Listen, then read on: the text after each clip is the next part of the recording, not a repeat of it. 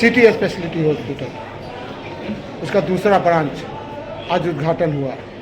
चिराग पासवान आए, आप क्या कहेंगे? भाई मैं तो पर्सनल तौर पे इंतखाब भाई को और उनके दोनों भाई को, रियाज भाई और इरशाद भाई को बार देता हूँ। तो उनकी सर्विस दरभंगा के लिए और पूरे मिथिलांचल के लिए एक बहुत बड़ा योगदान रहा है और उम्मीद करते हैं कि ये सेंटर से भी यहाँ के इलाके के पेशेंट्स हैं, जो गरीब पेशेंट्स हैं, उनको कम से कम इसका फ़ायदा पहुँचेगा ट्रीटमेंट पॉइंट ऑफ व्यू से। और जो क्वालिटी और स्टैंडर्ड है, तो धीरे धीरे चीज़ें बढ़ रही हैं। एक नया दौर आ रहा है मेडिसिन में भी और न्यू टेक्नोलॉजी में भी, AI आ रहा है।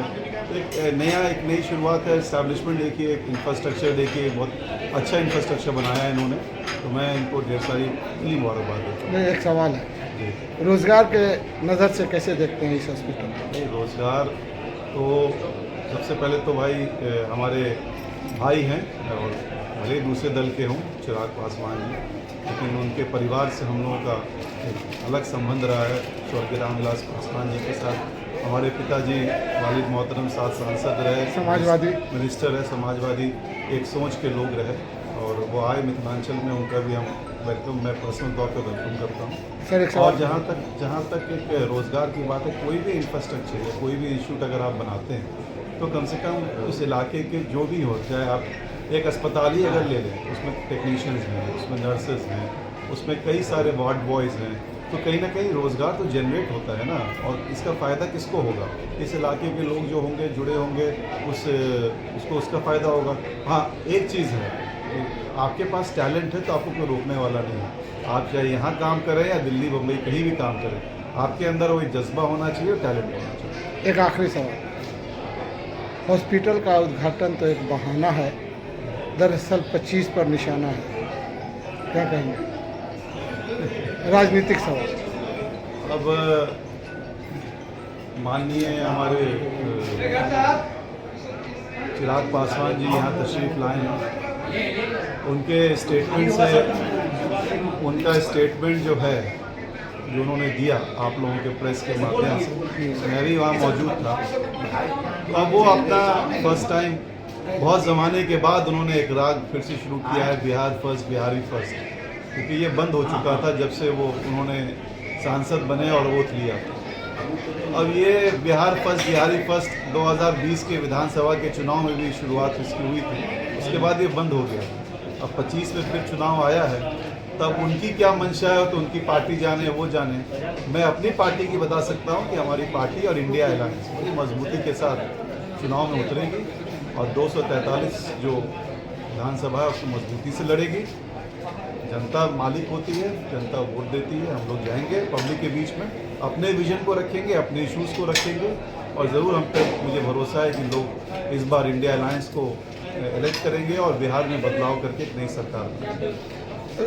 राहुल गांधी आए थे और राहुल गांधी जब यहाँ आए उनको बोलने नहीं दिया, तो क्या ये देश तानाशाही की तरफ बढ़ रहा है? बिल्कुल तानाशाही है। अब आप बताइए, leader of opposition of Lok Sabha, leader of opposition of Lok Sabha, Hindustan की सबसे बड़ी second largest party Congress party, पहले तो सबसे बड़ी पार्टी हुआ था, उनके लीडर अगर आ रहे हैं और प्रोग्राम पहले से प्रपोज कि भाई हम इस छात्रावास में हम कार्यक्रम करेंगे, संबोधित करेंगे लोगों, और जानबूझ करके एडमिनिस्ट्रेशन का सहारा लेकर के सरकार ने उनको रोकने का काम किया, लेकिन वो रुके नहीं। उन्होंने कहा कि आप हमको, अगर हम पे या गलत तरीके से आप केस करना चाहते हैं तो आप कीजिए, आप, क्योंकि आप तो जन मालिक हैं, एडमिनिस्ट्रेशन सरकार आपके पास है, आप जो चाहे कीजिए।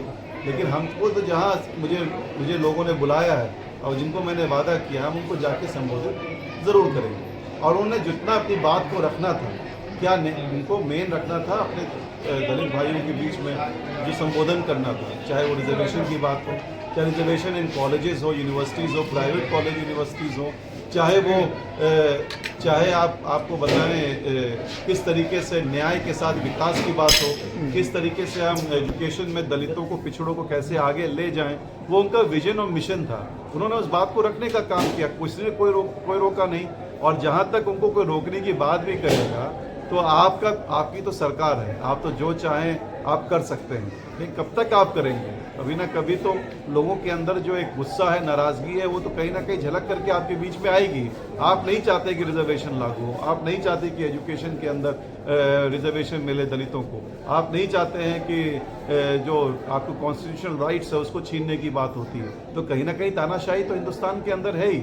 उस तानाशाही को ख़त्म करने के लिए हमारे लीडर, अगर इंडिया अलायंस के सबसे बड़े पार्टनर कहिए राहुल गांधी जी, कहीं ना कहीं अपनी बात को रखने का काम किया, तो हम उनका स्वागत करते हैं और बड़ी मजबूती से रखा। एक आखिरी सवाल, जातीय जनगणना को जिस तरीके से नीतीश कुमार ने उठाया और वो जैसे बीजेपी के गोद में बैठे, लेकिन इसकी कमान 3 युवाओं ने संभाली, अखिलेश यादव, तेजस्वी यादव और राहुल गांधी, और उसमें सबसे आगे अगर कोई चल रहा है तो राहुल गांधी है। इसकी कितनी सराहना करेंगे आप? देखिए, और क्या कहेंगे? देखिए, सन 90 के बाद से, जब से जनता दल बना या उसके बाद राष्ट्रीय जनता दल का गठन हुआ, लालू जी ने हमेशा प्रयास किया, और आज तेजस्वी जी ने भी, मैं तो उनको बार देता हूँ अपनी पार्टी के लीडर्स को, कि सदन के बाहर हो या सदन के अंदर हो, हमने प्रस्ताव भी लाया था। उस प्रस्ताव को सर्वसम्मति से पास कराया गया कि जाति जनगणना होना चाहिए। अब आप बताइए, जब जाति जनगणना लागू होने की बात हुई थी पहले भी, तो कौन कोर्ट गया था? High court. कौन सुप्रीम कोर्ट जाकर के उसको रुकवाने का काम किया? हम तो नहीं कहते। कौन पार्टी नहीं चाहती थी कि जाति जनगणना हो? हम तो चाहते हैं जितनी इसकी आबादी उतनी उसकी हिस्सेदारी बननी चाहिए। और जाति जनगणना का मतलब क्या है? इसका मतलब क्या है, हिंदुस्तान के अंदर अगर आबादी को असेसमेंट कर लिया जाए, उसके हिसाब से पॉलिसी बननी चाहिए, राइट? पॉलिसी बनेगी तो उसके हिसाब से वहाँ के समाज के लोगों को उसका फायदा होगा। अब 90% लोग हैं और उसको 10% अगर हुकूमत करेंगे तो वो तो नहीं चाहेंगे किसी तरीके जाति जनगणना लागू हो। हम लोग तो चाहते ही थे और आज स्वागत करते हैं। सरकार कहीं ना कहीं इसमें झुकी, और चाहे तेजस्वी जी हो, चाहे राहुल जी हो, अखिलेश जी हो, सभी उसके पार्ट हैं इंडिया अलायंस के, और बड़ी मजबूती से उठाया और सरकार को उसको मानना पड़ा। लेकिन हमें तभी भरोसा होगा, लेकिन मजबूरी है कि हमें भरोसा तभी होगा कि जब वो धरातल पे उतरे और वो कम से कम एक तय समय सीमा पर वो लागू हो। ये सिर्फ हवाबाजी बोलने से करने से नहीं होगा। बोलने वाले तो बहुत होते हैं, झूठा वादा मत कीजिए, करके दिखाइए और सब तय समय सीमा बताइए, उसके हिसाब से हम स्वागत करेंगे। और मैं मुबारकबाद देता हूं अपने लीडर्स को कि आज उनकी लड़ाई को कहीं ना कहीं उस मुकाम तक पहुंचाने का काम हमारे लीडर्स ने किया, और तमाम हमारे राष्ट्रीय जनता दल हो या इंडिया अलायंस के साथियों ने मिलकर के काम किया। धन्यवाद।